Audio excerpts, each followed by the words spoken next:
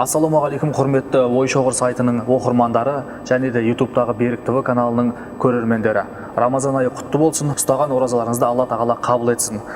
Бір адам бар, бірнеше жылдан бері ауыз бекітіп келе жатыр. Енді ғана ораза ұстауды бастады. Осыған байланысты адамдардың санасында жалпы түрлі сұрақтар пайда болып жатыр. Осыған байланысты мен бірнеше сұрақтардың тізімін жаздым. Біз дәл қазір Алматы қаласы Бәйкен мешітінде отырмыз. Сұрақтарға Бәйкен мешітінің бас имамы белгілі ұстаз Құлмұхаммед Махамбет ағам жауап береді. Аға, ассалаумағалейкум. Көңіл күйіңіз қалай аға?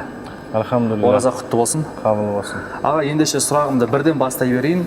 Алдымен ораза деген не деген сұраққа жауап беріңізші. Бисмиллахир-рахманир-рахим. Ораза исламдағы 5 парыздың бірі. Бұл шариғи мағынасы бір нәрседен тыйылу, яғни жеу ішуден, жыныстық қатыстан тыйылу. Бұл оразаның шарты болып келеді. Ал Құран-ы Кәрімде Аллах субханаху ва тағала бұйырды: астағфируллах, я айюхаллазина аману кутиба алейкумус сияму кама кутиба алаллазина мин qablikum лааллакум таттақун. Садақаллахул азим.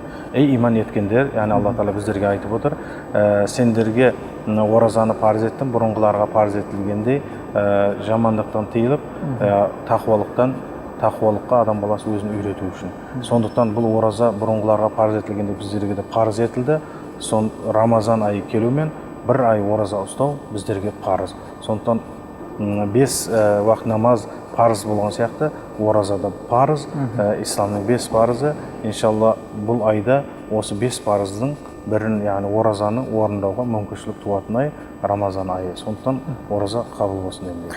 Оразаны кімдерге ұстау парыз? Белгілі бір жас мөлшері бар ма? Оразаның өзі мұсылман адамға парыз, бір. Одан кейін мұсылманның өзі балиғат жасына толу керек, ес дұрыс болу керек. Яғни мәжнун адамға, ес дұрыс емес адамға ол парыз емес. Балиғат жасына толу, балиғат өздеріңізге белгілі. Ол ұл бала 12 жастан, қыз бала 9 жастан, 15 арасында олар балиғат жасына толады. Балиғат жасына толды ма, оларға исламдағы парыздар мойнына жүктелмейді. Сондықтан осы кісілерге ораза ұстау міндетті. Кәрі адамдарға шаға, жасы? Кәрі енді балиғат толды, кәріге бәріне ораза парыз. Енді кейбір кісілер бар, мысалы кәрі ораза ұстаумен денсаулығы көп төмендеп, ол мысалы жатып тұра алмайтындай жағдай болатын болса, ол Құранда да бар, және ол фидия береді. Фидия садақасы деген, ол бір күнде бір мискинді тойдыру, сондай кісілер. Ол қарапайым денсаулығы бар адамға бұл жарамайды. Тек жаңыз өзіңіз сұраған қария ақсақалдарға, әсіресе 90-ға келіп, мысалы отырып тұруы қиын, жүріп тұруының өзі қиын, және оның үстінде денсаулығы да жоқ. Сондай адамдар ораза ұстамай фидия берсе болады. Ал бірақ жалпы кісілерге ол фидия жүрмейді. Ол міндетті түрде денсаулығы бар адам оразасын ұстауы міндетті түрде. Тағы да жиі кездесетін сұрақ аға, Рамазан айының оразасын басында 3 күн, ортасында 3 күн, аяғында 3 күн ұстауға бола ма? Енді бұл көп халықтың ішінде осы сөз бар, бірақ Рамазанда бір ай ұстау керек. Алла тағаланың әмірі тікелей бір ай ораза. Мысалы биыл 29 күн. Расулымыз саллаллаху алейхи вассалам осы кезде, мысалы ай көрдіңдер, ораза ұстаңдар, ай көріп ауыздарыңды ашыңдар деген. Сонда бір кісілер келіп сұрады: я Расулалла, егер ай көруге ауа райы бұлт болатын болса, онда қалай етеміз дегенде, бұлт болатын болса, онда қолмен саусағымен көрсеткен екен. Ораза 10, үшінші рет көрсеткенде былай қылған екен. Расулалла саллаллаху алейхи вассалам 9 деп көрсеткен. Ал бұлт болатын болса, онда 30-шы күнінде қосыңдар деген. Сондықтан биыл мысалы 29 күн ораза ұстау керек. Ол 3 күндік ортасы басы деген ол жоқ. Түсінікті аға, сондай-ақ бір ай ораза үшін бір мәрте ниет ету жеткілікті ме, әлде әр сәресі сайын ниет ету керек па? Енді бір ниет ету жарамды, ниет етті. Ал бірақ күнде ниет ету ғалымдардың пікірі бойынша ол шарт деп айтқан. Сондықтан мысалы егер ұмытып кетсе де, ол адамның ниеті ол жүрегінде ғой. Мысалы Рамазан басталардың алдында ниет етті, бір ай ораза ұстаймын деді, осы ниетінің өзі де иншалла ол жеткілікті. Ал күнде ниет еткен және абзал. Ораза кезінде душқа түсуге, өзен көлге, моншаға шомылуға болады ма? Ал енді дініміз тазалық ол. Ан-назифату минал иман деген Расулымыз саллаллаху алейхи вассалам тазалық ол. Мысалы қызметте кісілер бар. бүкіл әлем мұсылмандары Рамазан айында жатып алмайды ғой, қызметте жүреді, біреу нан пісіреді, біреу әртүрлі қызметте. Сол кезде адам терлейді, сол кезде жуынуға шариғатымызда рұқсат. Мысалы намаздың алдында дәрет аламыз. Дәрет алуды жуыну сумен, оған рұқсат етілді. Бірақ бұл жерде сақ болатын же мына тамақтан судың өтпеуі. Ораза ұстаған адам тіс пастасын пайдалануға рұқсат па? Енді осы жерде мәселе бар. Ғалымдардың пікірі бар. Мысал мисуак қолданамыз, мисуактың да құрғағын қолдану керек екен. Мисуак деген жаңағы таяқша ғой. Таяқша ол. Оның да мысалы бұтақтың енді кескені бар, сулы. Соғынған да рұқсат етпеген, өйткені құрғағы болсын деген. Ал тіс пастасын пайдалану болады дегенде ғалымдардың пікірі бар, бірақ оған өте сақ болу керек. Тістің құрамында, жаңағы пастаның құрамында тұз бар, басқа түрлі заттар бар. Сол егер тамақтан өтіп кететін болса, онда ол ораза бұзылады. Ал сақтықпен жуатын болса, абзалы таңертең сәресі ішкеннен кейін уақыт кіргенге дейін жуу, ауызашарда жуған. Өйткені бұл жерде пайғамбарымыз саллаллаху алейхи вассаламның хадисі бар. Ораза ұстаған кісінің аузынан келетін иіс, ол миске амбар, яғни оның иісінен де артық деген. Сондықтан бұл табиғи зат, адам күні бойы тамақ ішпегеннен кейін ол асқазаннан бір иіс шығады. Ал мұны иіс шығып тұр екен деп күн таңертеңде түстен кейін әр ұйықтағаннан тұрып Рамазан кезінде тіс қолдана берсе, онда оның қаупі бар. Неге? Ол ішке кетіп қалатын болса, онда сауабына. Сондықтан сауабынан айырып қалмау үшін біз оны қолданбағанымыз жөн. Түсінікті. Ораза кезінде тіс жұлдырып, тіс емдетуге рұқсат па? Ол шариғатымызда ол рұқсат етеді. Мысалы, ауырып шыдамай жатыр ма, ол жұлдыруға болады, емдетуге болады. Енді емдеткенде мынандай мәселе бар. Кей кезде егеді. Енді ол жеке бір сұрақта болуы мүмкін, егу туралы. Сол мәселелерден сақтану керек. Және ол жұлдырған кезде қан ары қарай ішке кетпейтіндей жағдай. Сол емдеп жатқандағы сол дәрі ауыз шаятын дәрілер болсын, ары қарай тамаққа кетпейтіндей жағдай туғызып емделуге болады, шыдамай жатқан. Демек оразаны бұзбайды. Иә, бұзбайды. Бірақ абзалы ауыз ашқаннан кейін барып жұлдырған. Ал шыдатпай жатса, жаңағы жұтып қоймау керек. Жұтып қоймау керек. Сол қанды өзін жұтпау керек. Ораза кезінде жаңағы укол салдыруға рұқсат па? Ауырса, шыдамай жатса. Өте орынды сұрақ, осы сұрақты көп жамаат береді.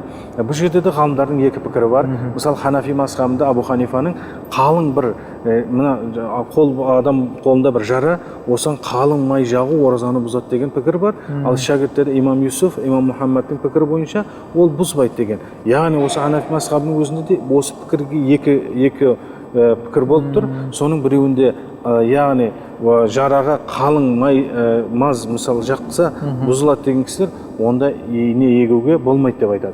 Ал болады деп имам Юсуфтың фатуасына қарағанда ол адамға күш беретін емес, мысалы жаңағы тамырға береді ғой, гемоглобин сияқты, олар күш береді ме, ол болмайды. Ал жоқ, теріге егетін болса, оны болады. Ал енді бұл жерде мұсылмандардың өз еркінде, қалау өзінде осы екі пікірдің қайсысын ұстанамын десе, ал енді ауыратын адам егеді ғой.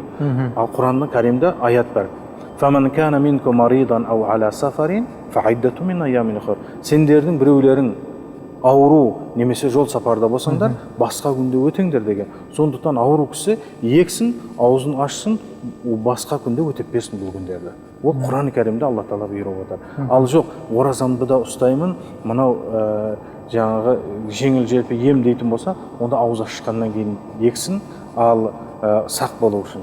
Сондықтан негізі қиналып бара жатқан кезде сол егетін болса, ол оразаны бұзбайды. Түсінікті. Яғни адам қатты ауырып жатса, бірақ денеге күш қуат беретін уколдар болмаса, оны сала беруге рұқсат, ауыз ашылмайды. Иә, тамырға мына система деп айтамыз ғой. Салатын болса, ол күш береді де олар. Система болмайды. Иә, ол бұзады. Яғни витаминдер, иә, витаминдер бар, гемоглобинді көтеру үшін әртүрлі бар ғой енді. Ал теріге салатын болса, ол бұзбайды деген пікір бар. Сондай-ақ мына оразаны жаңадан бастап жүргендерде көп кездесетін сұрақ, ораза кезінде түкірі қақырық жұтуға бола ма дейді. Иә, ол енді бұлай осы түкірі берудің өзі бір әдепсіздік жатыр. Баяғыда бір Парижде біздің қазақ қандастарымыз тұрады. Сондар келген кезде Қазақстаннан не көрді, не жақсы көрінсе, бәрі жақсы екен, бірақ түкіре береді екен деген бір кісінің сөзі есімде қалыпты. Жұту, түкірікті жұту, ол табиғи сөз сөйлеп отқанда қазір сілекей келеді. Оны жұтқанмен ораза бұзылмайды. Әдейі ауызға толтырып ма, оны жұтпаңыз, оны тастаңыз. Қақырық жағы ше. Сол қақырықты да, мысалы келіп қалды, мысалы мешіттің ішінде отырыңыз, қақырық мешіттің ішіне тастауға болмайды. Ал бірақ та оны әдейі жұтатын болса жинап, ол сол болмайды. Түсінікті. Сондай-ақ тағы осыған ұқсас сұрақ, ораза кезінде шаш, тырнақ алдыруға дене түктерін алса бола ма? Оразаны бұзбай ма? Жоқ, ол бұзбайды. Оразаның өзі шарты жеп ішуден және жыныстық қатыстан сақ болу. Сондықтан жаңағы шаш алдыру, тырнақ алдыру бұл тазалыққа бұл болады. Ал ауызы берік адам баласын сүюге, әйелін сүюге бола ма? Енді мына жерде мәселе баласын сүюге ешқандай тыйым жоқ. Сүйсін, иіскесін. Мен сүйгенді де иіскеген жақсы мысалы. Ал енді әйеліне өзіне өзі берік болатын болса, сонда ғана болады. Ал жоқ, мысалы жол сапардан келді, бір әдет болып қалған ғой, мысалы келеді де ал жары алдынан шықты, барып бетіне сүйеді. Өзі аузы берік, мысалы жол болса да аузын бекітіп келген кісілер болады ғой. Ал жоқ, өзіне енді түсінікті ғой ар жағы. Өзіне берік бола алмайтын жағдай болатын болса, онда ол сүюге болмайды. Бірақ баланы сүйіп иіскей беру рұқсат, иә? Болады. Түсінікті. Мұрын тісқанасы ауыз ашылып кете ме? Және оны жұтып қою жағынан? Жоқ, ол мұрын қанаған кезде сол қан ақты ма оразаны бұзбайды. Мәселе сол тоқтап қалып ары қарай кетіп қалмаса. Тамақтан өтпесе. Тамақтан өтпесе. Сол қанды тісқанады ма бірден түкіру, шығару, ол бұзбайды. Сәресі ішпей ауыз бекітуге бола ма? Мысалы ұйықтап қалған жағдайда? Ұйықтап, енді пенде ғой адам, баласы ұйықтап қалады, сол күні ниет етіп ары қарай жалғастыруға болады. Бірақ сәресі ішкен жақсы. Өйткені пайғамбарымыз саллаллаху алейхи вассалам сәресіде береке бар деген. Ол жерде береке, оның уақыты берекелі. Сонда бір берекелі кезде сіз бисмилля деп бір кесе су болса ішіп жатқан, ішіп ауыз бекіткеніңіз өте абзал. Түсінікті. Аға, мысалы сәресі дегенді көп адамдар сұрап жатады да. Мәселен, сағат 2:55-те таң намазы кіреді. Сәресіні сол 2:55-ке дейін ішіп біту керек пе, әлде сағат түнгі 1-де 12-де ішіп жатып ұйықтай берсе бола ма деген? Мысалы тарауых намазы қазір енді түн өте қысқа. Әсіресе біздің Қазақстанға, мына Еуропа, былтырғы оразада Швеция мемлекеті 21 сағатқа дейін созылған екен. Бізде қазір 16-17 ғой. 21 сағатқа ар жағы тарауых намазын оқуға да уақыт жетпей қалған ғой. Ал енді бізде қазір кішкене уақыт бар. Мысалы, осы Байкен мешітінде 12-де тарауых намазы бітеді де, ары қарай 2:55-те жаңағы уақыт шығады. Сол арада барып үйге барғаннан кейін тамақ ішіп алса болды. Сол сәресіге жатады. Жоқ, жақындатып сәресімді ішіп алсам да өйткені күн ұзақ қой, өтсе де болады. Сондықтан мен өтіп мынау сәресінің уақыты осындай уақытта ішу керек деген ол бекітілген бір уақыт жоқ. Ал бірақ шығатын уақыты бекітілген. Оны міндетті түрде Хазіреті Билал пайғамбарымыз саллаллаху алейхи вассалам бірінші азан шақырғанда, Умму Мактум екінші азан шақырған, сол арада жеп бітіріңдер, өйткені екінші азан фажрдің азаны бар. Мәселен, аға, сәресі ішіп отырып, енді дастарханда әңгімелесіп, уақытын байқамай қалса, мысалы 2:55-те таң намазы кіреді, соға дейін ішіп жеу керек болса, 3-ке дейін ішіп жеп қойса тамақты. Өте орынды сұрақ. Мысалы дейікті, ол тамағын жеп отыр, аузында шайнап отыр. Мысалы, қарайды сағат 2:55, уақыты кіріп отыр, аузынан шығару керек. Онда ол күндік оразасына ораза кете береді, саналады. Ал жоқ, уақыт кіріп қойып жеп қоймаса, біліп қойды ма, оған ораза бұзылмайды, бірақ күніне бір күн ұстаған абзал. Яғни сағат 3-ке дейін ішіп жеп отырып уақыттың шығып кеткенін білмесе, онда аузында тамағы болса соны шығару керек та, және оразасын жалғастыра береді, бірақ орнына тұтып бермейді. Жоқ, ол мынандай ғой, бұл жерде кафарат, жаза деген жоқ. Егер күніне күн ұстап берсе, және абзал болады бұл жерде. Ал бірақ та мысалы уақыт енді шығайын міне деп тұрған кезде аузынан шығарса, онда оған қаза да жоқ. Соны жалғастырайық. Түсінікті. Аға, сосын мынандай мәселе бар.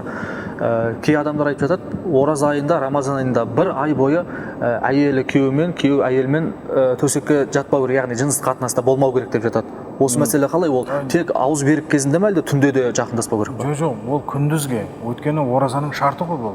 Таң атқаннан, таңнан ақшамға дейін, күн батқанға дейін. Ал түнде кәдімгі басқа уақытта өмір сүргенде өмір сүре береді. Бұл шариғатта. Ал жоқ, түнде де болмайды деген ол соқыр сенім. Бұл шариғатта жоқ нәрсе ол. Яғни түнде рұқсат. Бола рұқсат. Ауыз берік адам сағыз шайнаса бола ма? Енді бұл абайлау керек. Сағыздың дәмі кеткен деп те шайнамаған жақсы. Өйткені сағыздың ішінде де көп нәрселер бар ғой. Ол өзі сағыз дегеннің өзін байқау керек. Құрамын, әр нәрсені адам, мұсылман адам аузына алатын тамақты ойланады, соның тазалығына көз жеткізгеннен кейін аузына алады. Сондықтан оразада шайнамау керек сағыз. Түсінікті. Ауызы берік адам күндіз ұйықтап жатқан кезде жүніп болып қалса, оразасы ашылып кете ма? Ол оразасы ашылмайды жүніп болған. Ал оны тұрып міне ораза бұзылды деп ары қарай жеп ішіп кетпеу керек. Сол жуынып алсын, ғұсыл алады да ары қарай оразаны жалғастырады. Ораза бұзылмайды яғни. Енді әйел адамдардың айына бір болатын табиғи қан келу процесі жағынан. Ораза қалай бұзылады? Мәселен, тура сағат ауыз ашатын уақытқа келіп қалса, мысалы 7-ге 6-ға, ауыз ашуға 2 сағат қалды, 1 сағат қалды, тұтып бере бере ме әлде? Ол кезде ауыз ашады. Яғни сол күннің ол жағдай болды ма, онда бірден аузын ашу керек. Бірақ сол күндерін қайтадан өтеп береді. Мына ораза өзі жылында бір рет келеді. Әйел кісілер осындай жағдай болып қалды, табиғи жағдай болды ма, ауыздарын ашады да, кейін өтеп береді. Ауыз берік адам аузын мұздай сумен шаюға бола ма? Мұздай сумен дәрет алғанда ауыз шаясы, бірақ ары-қарай мына басты көтеріп, тамақты ары-қарай су кетпеу керек. Ғырылдатпау керек. Ғырылдатып ауызға тамаққа су алатын болса өтіп кетуі мүмкін. Ал бірақ мысалы дәретке, мысалы бір аузынан шаям десе, оған ораза бұзылмайды.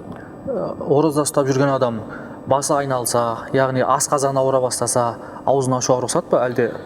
Ол анда ауруды, мысалы басы айналып жатса, сол кезде дәрі ішу керек. Түрлі аурудың түрлері бар ғой. Ол кезде аузын ашқаны жақсы. Ол аузын ашады да, сол күніне күн өтеп береді. Бұған жаза деген жоқ. Жаза кафарат деген, мысалы әдейі ашсы ма, бұзды ма оразаны, күніне 60 күн өтеу керек. Жаза болады. Әдейі ашып жіберсе бір ет. А мына жерде ауруды ашты ма, ол күніне бір күн өтеп береді. Ол күнді қашан өтейді? Ол айттан кейін. Айттан кейін өтейді. Ауызы берік адам әтір себінуге бола ма? Болады. Оның ешқандай ол әтір себуіне, бір гүл иіскеуіне шариғатта оған қарсылық жоқ. Өйткені өзі көркем иіс бар жерде де мәләйкелер болады. Сондықтан енді осы иіс судың да өзі түр-түрі бар ғой. Енді қазіргі күндегі намазхандарымыз оны түсініп те қалды.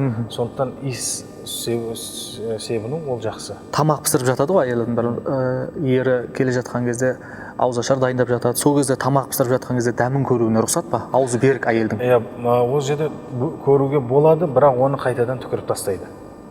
Дәмін байқайды ғой, тұзын. Тілмен ғана алып барады. Тілімен, тіліне алады да, одан кейін қайта түкіріп аузын шаяды. Ол енді мысалы ауыз ашар дайындап жатыр, соның тұзын қалай болды. Ал жоқ, қазіргі күнде небір шебер тамақ пісіретін кісілер бар, ол өзінің қанша мөлшерінде біледі, сол жақсы.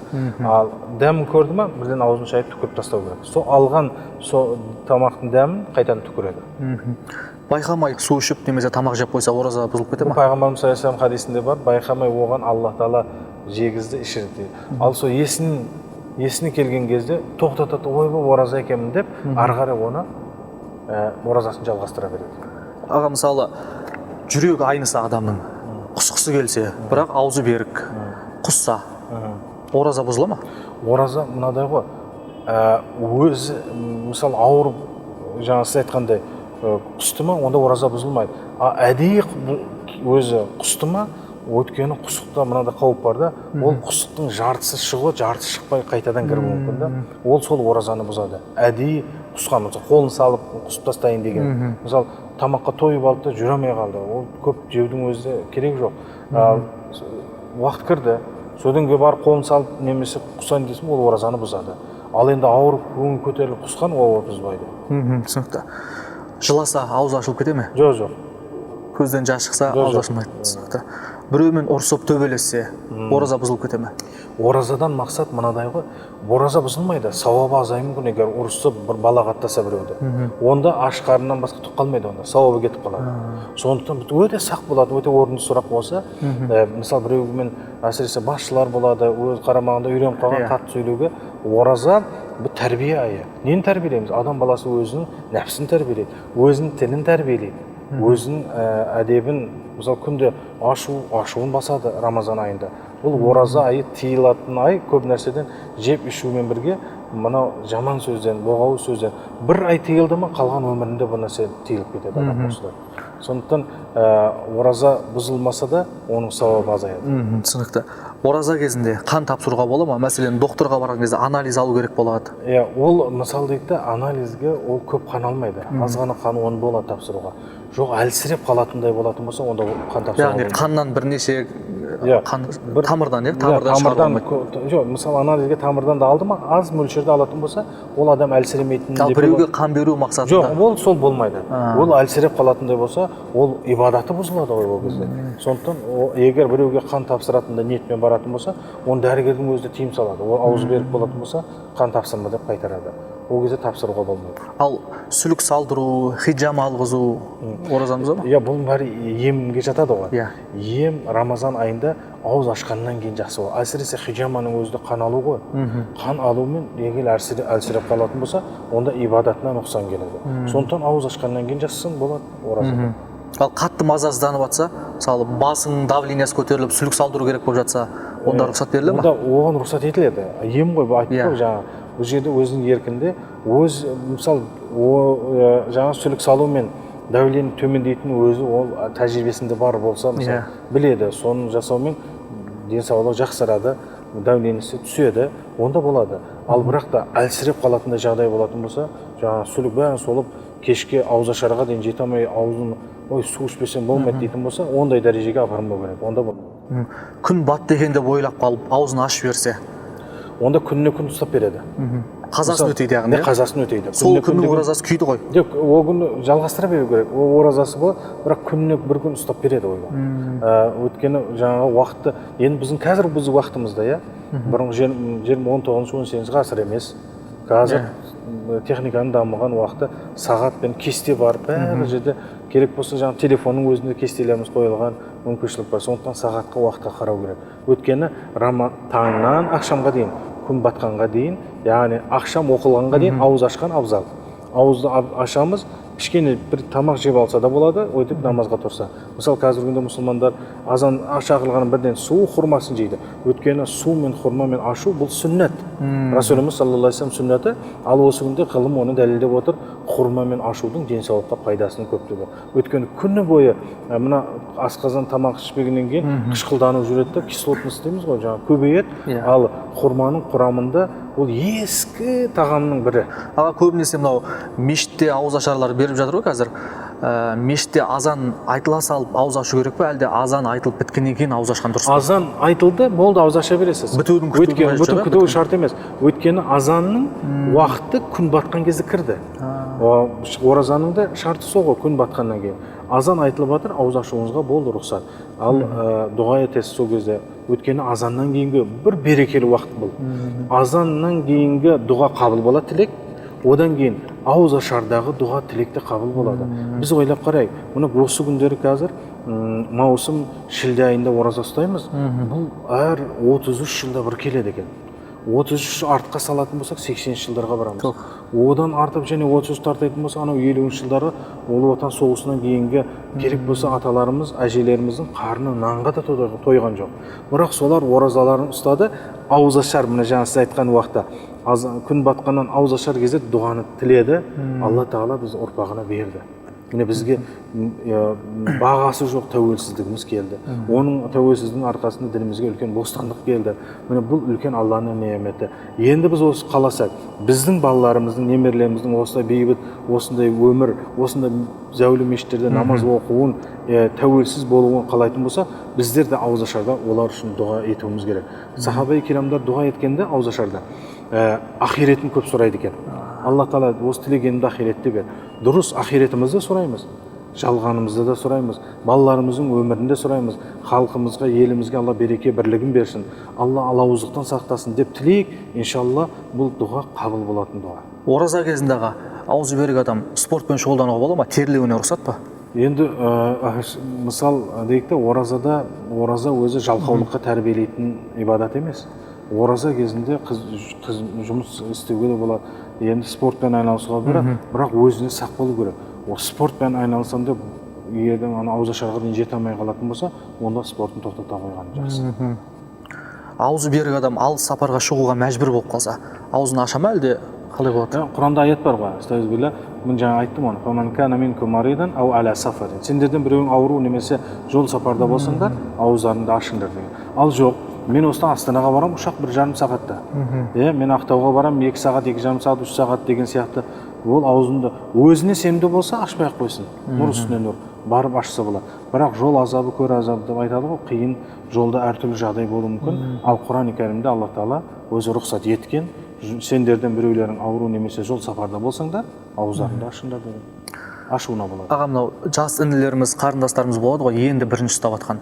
Солар қарны ашып, шыдай алмай кетіп, аузын ашып берсе, бітті ғой, болды, енді мен аузымды ашып бердім ғой, ұстамай қойын, Алланың алдында қара бет болдым ғой деп, оразасын ұстамай қою керек пе, әлде бүгін ашып берсе, ертең жалғастырып кете беру керек пе?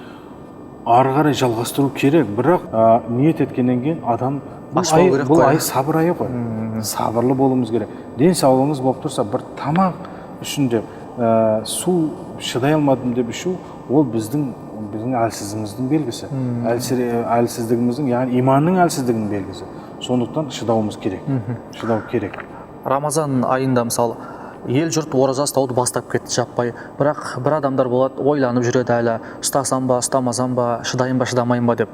Сөйтіп жүрген кезде 10 күн өтіп кетеді оразаның, 15 күн өтіп кетеді. Сол 15 күн өткеннен кейін Рамазан айының оразасын ұстай беруге бола ма, әлде кешікті ма? Енді былай ғой, адам баласы оразаға, намазға келеді, бұл Алладан хидаят болғанда. Хидаят адам баласының қолынан келмейді. Ешбір адамның, пайғамбарлардың қолынан да хидаят жоқ. Хидаят Алладан болады. Алла біреуге хидаят берді, ораза өтіп кетті 5 күні, 10 күні, хидаят келді да ұстады. Жалғастырсын. Ал мына өтіп кетіп еді ғой мына күндер деп, 10 күнді айттан кейін өтіп береді. Кеш қалып. Мына бірінші рет оразаға кіріп жатқан кісілер бар. Мен ертең оразаға кірсем 3 күнім өтіп кетті десе, кірсін ертеңнен бастап. Өйткені Алла Тағала Құран-ы Кәрімде «Фаман кана минкум аш-шахра фальясум». Сендерден біреуің Рамазан айын таптыңдар ма? Ораза ұстаңдар деген. Сондықтан Алланың тікелей әмірі, жаратушы бізге әмір етті, әмірін орындаған құлдарына жәннат уәде етті. Бұл жалғанымыз өтеді. Алла Тағала баршамызға жәннат нәсіп етсін. Кей бауырларымызға ораза ұстауына ата-аналар қарсы болып жатады, ағалар қарсы болып жатады, әпкелері қарсы болып жатады. Ұстай бере ме, бағынбай? Ұстайды. Өйткені Алланың әмірі. Алланың әміріне әке шеше, ата-ана, егер басқа бір мәселелерде болатын болса, онда ата-ананың, бізді бірінші орында Аллаға құлшылық ету болса, екінші орында мәселе ата-ананың әмірін орындау. Ал ата-ананың бұйрығын орындау. Ал Алланың әміріне ешкім бөгет жасай алмайды, оны орындау керекіміз керек. Яғни ата-анасы қарсы болса да даналықпен түсіндіріп, ұрыспай, ерегіспей. Хикметпен түсіретін болса, мұсылман баласының ата-анасы да мұсылман, оларды түсінеді. Ол мүмкін емес түсінбеуі, хикметпен түсіндіру. Ал түсіндіре алмасақ, онда кемшілік бізді өзімізде болады. Бірақ ата-аналар да кедергі жасамау керек қой деген. Жасамау керек. Әрине, бала құлшылыққа келем десе, жаратушы иеміздің біздің ата-анамызды да, бізді де жаратқан, біздерге рызық берген, біздерді сусындандырған, осындай көркем өмір берген жаратушының әмірі деп орындайын деп батса, біздің баламыз оған құшақ жая қуануымыз керек. Оған тыйым салмауымыз керек. Сондықтан оразаны ұстаған үлкен сауап іс. Аға, сондай-ақ мынау ораза ұстаған адамға ауыз ашар берсең, сол ұстағандай сауап аласың дейді ғой. Соны негізге ала отырып, ораза ұстамай, ораза ұстаған адамдарға ауыз ашар беріп жүре берсе, оразасы мойнынан түсе ме? Жоқ. Мойнынан ораза ұстаумен түседі. Ол 1000 адам емес, миллион адамға ауыз ашар бердің, сауабын аласыз. Сауабы бар да, бірақ парыз мойнымыздан түспейді. Ал енді ауыз, мысалы бір адам бар, өзі де ораза ауыз ашар береді. Ал енді тамақ жеуге, ифтарға, ауыз ашарға келген кісілерді, осы кісі солардың да сауабы жазылады дегенмен, жаңа ауыз бекіткендердің оразасы азайып қалмайды сауабы. Оған сауап болады. Өйткені Расулымыз саллаллаху алейхи ва саллям ауыз ашар беріңдер. Ауыз ашар берген кісі ораза ұстаған кісінің сауабын алады деген. Ал ауыз аштырудан мақсат, біреуміз бір хурма берсек те сондай сауапқа ие боламыз. Бір кесе су берсек те сондай сауапқа ие боламыз. Алхамдулилля, қазіргі күнде осы біздің мешітімізде бар, ағамыз бар, күнде ауыз ашар беріп жатыр. Мен өзім берейін деді. Ауыз ашарды. Күніне қанша адам келеді, соның бәрін берейін деп. Өткені, былай ойлап қарасаңыз, сахабалардың, пайғамбарымыз саллаллаху алейхи вассаламнан кейінгі алғашқы буын мұсылмандар ғой, солардың істері еске түседі мысалы.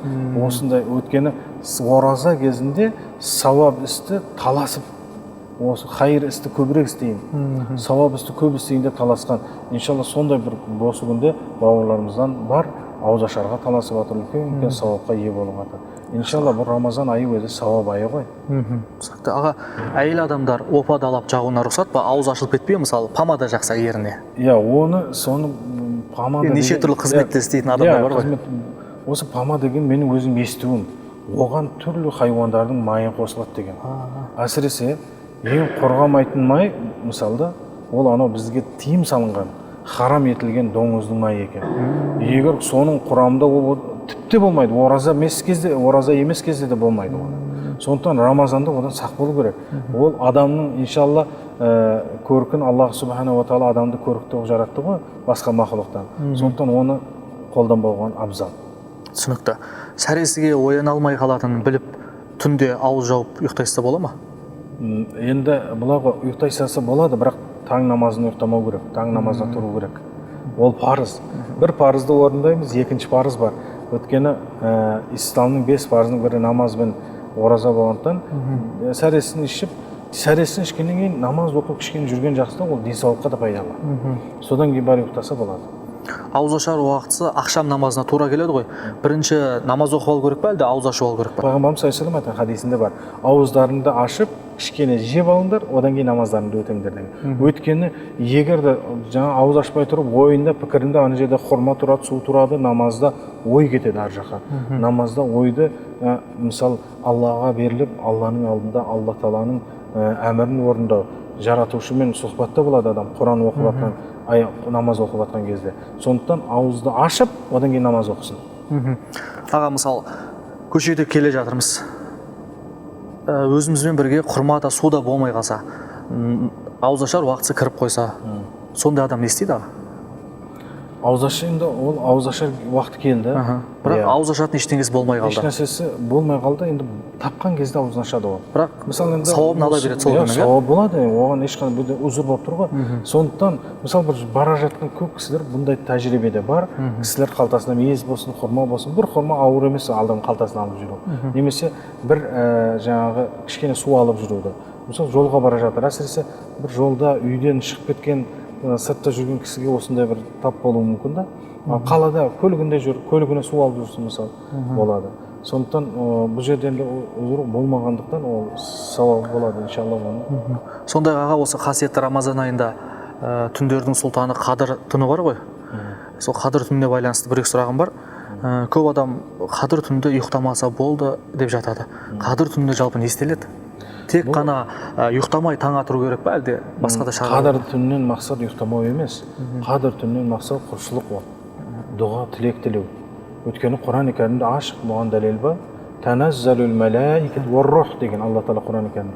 Сол түні мәләикелер, яғни періштелер жер бетіне түседі.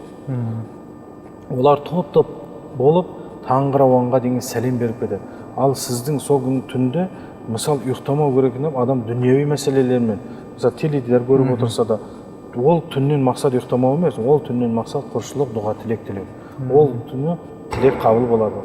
Өйткені бұл түні Құран нәзіл болған түн, мәләикелер жер бетіне түсетін түн. Сондықтан бұл түні ибадатпен өткізейік. Мешітте қарсылаған дұрыс па, үйде қарсылай беруге бола ма? Мешітте де болады, Алланың үйінде, үйде де болады. Үйде болсын, мешітте болсын, екеуде болады. Әйел адам ше? Әйел адамды үйде күткені абзал.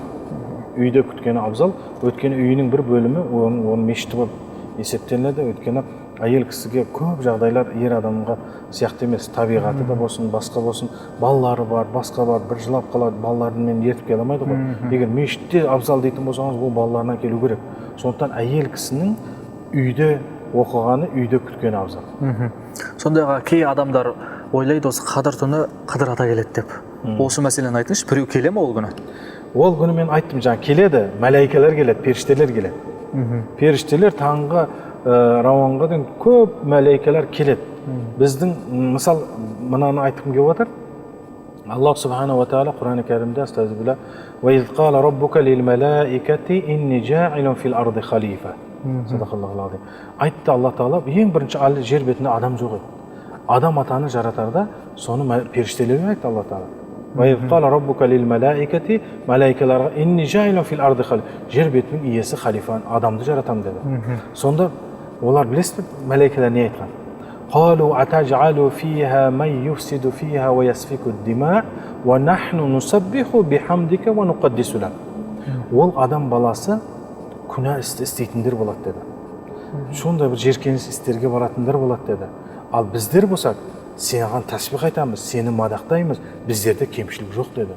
Сонда мәлейкелер тікелей бізді жер бетінің халифасы қылып жаратпайсың ба деген жоқ. Бірақ енді олар білді, адам баласының күнә іс істейтінін, адам баласының жаман іске баратын, ол шын мәнінде бар. Күнә іс істеп жүргенде жоқ емес. Әлі нәпсіне ие бола алмай жатқандар бар. Нәпсін тәрбиелеу мына ораза айы. Кімде-кім ораза айына кірді ме нәпсін тәрбиелейді. Нәпсін тәрбиелемедік пе, ол нәпсі апарып қараңғылыққа соқтырады, ақыры жаһаннамға барғызады. Ал сонда Аллах субхана ва тағала мәләикелерге былай жауап берді. Қала инни а'ламу ма ла та'ламун. Мен білетінді сендер білмейсіңдер деді. Ал сол мәләикелер қадір түні келеді, адам баласы күнәда емес, біреу намазда, біреу тәсбih тартып, біреу кітап оқып отыр, біреу тілек айтып отыр, біреу балаларының немерелеріне түсіндіріп отыр, мынау халал, мынау харам, мынау ақ, мынау дұрыс, мынаны болады, мынаны болмайды деп. Ал енді мәләикелер сол күні кетеді, адам баласы неде? Құлшылықта, ибадатта. Олар күнәда емес. Сондықтан осы түні қыдырата емес, періштелер түседі деп түсінуіміз керек. Қадір деген сөз бүгін қадірлі, құрметті бүгінгі түні Құран түскен, сонымен қадірлі бүгінгі түн. Сондықтан осыны шатаспен қыдырата келмейді, періштелер келеді. Яғни дастархан жайып емес, қолымыз жайып дұға етіп отыру керек. Дұға ету керек, дұға ету керек, тілек айту, дастархан басын. Сондай бір адам баласы өзі табиғи қай жерде болғанын, кіммен болғанын, кімнен не естігенін есінде қалады. Сол түні мысалы ата мешітке барып келді да, немерелерін шу бәрін отбасын жейді. Ой, жаңа жыл 31 күні жеймасын, қадір түні жейсін. Дастархан жайса да оған қарсылық жоқ, жайылсын, пісірілсін жақсы тағамдар. Жегеннен кейін сол дастархан басында отырып, міне бүгінгі түн Құран түскен, Құран бізді тура жолға бастайтын, ақыт пен қараны айыратын, бұл дүниеде бақытты, ақиретте мәңгі бақытқа жеткізетін, жолды көрсететін кітап деп түсіндіріп, уағыз айтып түсіндіретін болса, біздің дініміз өзі 14 ғасырдан бері осы айту уағыздаумен келе жатқандар. Сондықтан ал қадір түні соның бір үлкен бір мүмкіншілік, сол күні енді бір нәрсені айтқым келіп отыр.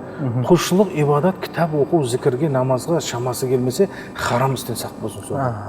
Дәл сол күнге туған күн тура келді деп, бір насранилердің, ғайри діндердің әдеті бізге кірді ғой, кірмеді емес 70 жылдың ішінде. Жаңағы өлген күн болса да, қайтқан күн болса сылтау құрып, харамды дастархан қойып іше беру. Рамазан айында, ой мен бүгін 70-ке келдім, 60-қа келдім деп, харамды дастарханына қоятын болса күнәһар болады. Одан сақ болуымыз керек. Одан сақ, Алланың лағнаты болады онда. Кей адамдар айтады, Рамазан айында үйленуге болмайды, той жасауға болмайды дейді. Өте орынды сұрақ. Той болады жасауға. Той болады, үйленуге де болады. Бұл айда, енді сүннетке амал қылатын болсақ, Рамазаннан кейінгі Шәуәл айында үйлену өте берекелі. Шәуәл. Ал Рамазан айында тыйым салынған жоқ, болады. Шәуәл айында үйленген ол берекелі, сүннетке сай болады. Ал Рамазан айында үйлену, енді ол жерде кейбір ұғым бір пікір бар, болмайды дегені, сол дастарханына қоятын харам нәрсе қоюға болмайды. Ол біздің рызық емес, ол харам. Ал енді ол неге онда Құдай жаратты? Алла Тағала бізді өмірге жаратты, сынақ өмірінде өмір сүріп жатырмыз. Сынақ өмір болғаннан кейін Алла Тағала біздерді сынап жатыр. Қане Алланың әмірін орындай ма, немесе Алла Тағаланың тыйым салған нәрселерін, мысалы Алла Тағала әмір еткенді қалай орындайтын парыз болса, тыйым салғанынан да тыйылу да парыз. Міне осы. Сондықтан тойды кей кезде біз естіп қаламыз, халал той болады екен. Тойдың халал харамы жоқ, тойдың бәрі жақсы. Бірақ харам дегені жаңа дастарханға қойылған арақ болмаса, қазір мына статистика бойынша біздің елімізде тойлар өтеді, сол тойдың 90-нан 10% арақсыз өтеді екен. Бірақ мына 90-ға қарағанда 10% той өте сапалы өтеді екен. Сонда жақсы тілекпен өткені ол жерде ажырасуда болмайды. Ал бір жылға жетпей ажырасулар жоқ емес. Яғни Рамазан айында кәдімгі басқа айдағыдай той жасай беруге болады, бірақ арақ, харам нәрсе қоймау керек. Кешке ауыз аштан кейін, ауыз ашар, күндіз күні болмайды дастархан жайы. Кешке ауыз ашар ретінде той жасай беруге болады. Осыны және мен айтқым келіп отыр, ас береді ғой, кей кісілер әдет болды ғой. Ас берудің өзінде күндіз беруге болмайды. Күндіз ас беру деген сөз Рамазан айына құрметсіздік болып табылады. Рамазан айында ас болсын, ой бұл жоқ той емес қой, бұл ас еді ғой. Беретіні ол беруге болмайды. Болмайды. Өйткені күндіз бұл егер ас ішу, тамақ ішу ол Рамазан айына құрметсіздік болып табылады. Түсінікті. Аға, енді біздің қазақ халқында Рамазанға дейін той көбейіп кетеді ғой, білесіз ғой. Рамазаннан кейін той көбейіп кетеді. Енді сіз айтқандай жаңағы 10% емес 90% тойлар көп болып кетіп жатады, арақ қойылып жатады дастарханға. Сол Рамазанға дейін тойға барып, енді бір-екі стакан арағын ішіп жерсе адамдар бар ғой енді. Сөйтіп олардың ораза ұстап кетуі қалай осы? Енді былай ғой, бұл осы сұрақ мынадайғы ораза ұстасын. Ол ибадат, ішкені үшін өз жауабын береді. Оразаның сауабын алады. Ал кейбір кісі бар, мысалы намаз оқымайды, ораза ұстаймын дейді. Ол намаз оқымасаң ораза ұстамаған дұрыс емес деген ол соқыр сенің пікір.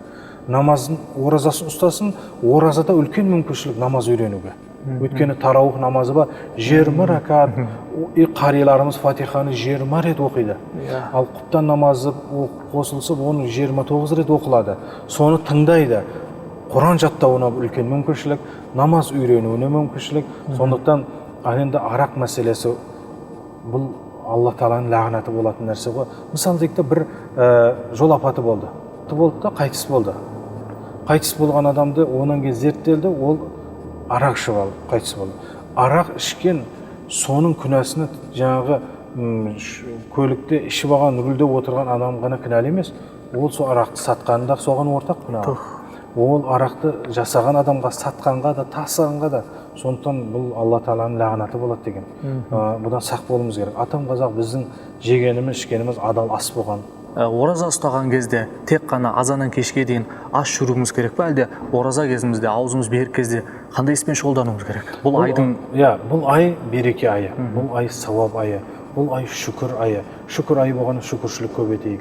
Бұл ай сауап айы, сауап істі көбейтейік. Мұсылман адамға өте жеңіл сауап іс істеу. Мысалы, міне ауызды Алла Тағала берді, тілді, бұл Алланың берген үлкен неғметі. Ал кейбір бауырлар бар, тілі жоқ. Осы тілді, мысалы, бос жүргенше Құран оқиық, жақсы. Зікір деген сөз бар. Ла илаха иллаллахны көп айту.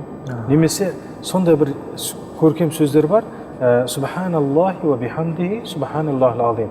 Айтуға жеңіл, ертең біздің амалымыз таразда өлшенеді, таразда өте салмақты болады. Мұсылман адам күнәсін есіне алып истиғфар, астағфируллахил азим ва атубу илейх. Немесе астағфируллах деп өкінетін болса, аннадму таубатун деген пайғамбарымыз саллаллаху алейхи вассалам, өкінудің өзі тәуба. Соны айтып жүретін болса, онда мына тіл құлшылықпен, зікірмен болатын болса, біреудің артынан ғайбат айту, өсек сөз айту, бос сөз айту, өтірік айтуға онда жол жоқ онда. Ал оразадан мақсат тек ашық емес, ибадат, құлшылық, құрметті бауырлар. Соны естен шығармауымыз керек. Көбірек. Ал енді ораза екенде біреуді жамандай берсек, біреудің оны оразамыздың сауабы кетеді. Тек ашыққанымыздан басқа түк қалмайды ол кезде. Сондықтан тілді тәрбиелеуіміз керек. Бұл тәрбие айы. Осы айы тәрбие айы, нәпсімізді тәрбиелейміз. Біз нәпсімізді тәрбиелеумен бірге тілімізді тәрбиелейміз. Өзіміздің жаңағы денсаулыққа өте пайдасы көп ай ғой бұл. Иншалла адамның жүйке әсерін, жүйкесін емдеуге үлкен сауабы бар. Бұның дәмін тартқан адам оразаның иншалла ол мысалы Али разиаллаху анху айтқан екен, жаз күнінде ұстаған оразаң жихадтың сауабы деген екен. Иншалла нәпсімен күресу ғой. Қарын ашса да қазір уақыт кірсін деп өзімізді сабырға үйретеміз, сабыр айы. Ол жоқ, уақытқа барған келгенше уақыт бар ғой деп Құран оқылдық па? Бұл шүкіршілік, шүкір етеміз Аллаға, шүкіршілік айы. Бұл сауап айы, сауапты көп істеді. Біреуге жылы сөзбен табассумука фи важи ахика садақа деген. Бір мұсылман бауырымызға күлімсіреп қараудың өзі садақа болып табылады. Бұл ай сондай айы. Сондықтан енді біздің арамызда қызметке барамыз, мұсылман емес бауырлар кісілер бар. Мұсылман еместерді сезіну керек біздің ораза екенімізді. Ашу болып бір айқай болып қалды ма, мен оразамын деп сабыр етіп шығып кету керек. Керісінше ай бұзылып кетсе де ертең ұстаймын деп оның қарсы шабудың керегі жоқ. Бұл сүннетте Расулымыз саллаллаху алейхи вассалам ондай кезде мен оразамын деп өзін тыйып шығып кету керек ол жерден. Сондықтан ораза айы бұл сабыр айы, қайталаймын, шүкір айы, береке айы, дастарханымызға, өмірімізге береке келеді оразаның құрметімен. Өмірімізге, дүниеге келетін сәбиіміздің өміріне береке келеді. Иншалла, сондықтан осы айда ұстаған оразаларымызды Алла қабыл етсін. Елімізді түрлі апаттан, іріткіден Алла сақтасын. Амин аға, Алла разы болсын. Уақыт бөлгеніңізге рахмет, сұрақтарымызға жауап бергеніңізге Алла разы болсын. Сіздің де оразаңыз қабыл болсын. Міне құрметті көрермендер, осымен оразаға қатысты бағдарламамыз аяқталды. Біз ұмытып кеткен, біз қалдырып кеткен, сіздің көкейіңізде жүрген бірнеше сұрақтар болатын болса, ағамыз айтқандай мешітке келіп, толықтырып сұрап алуларыңызға болады. Аман сау болыңыздар, ораза құтты болсын. Ассаламу алейкум ва рахматуллахи ва баракатух.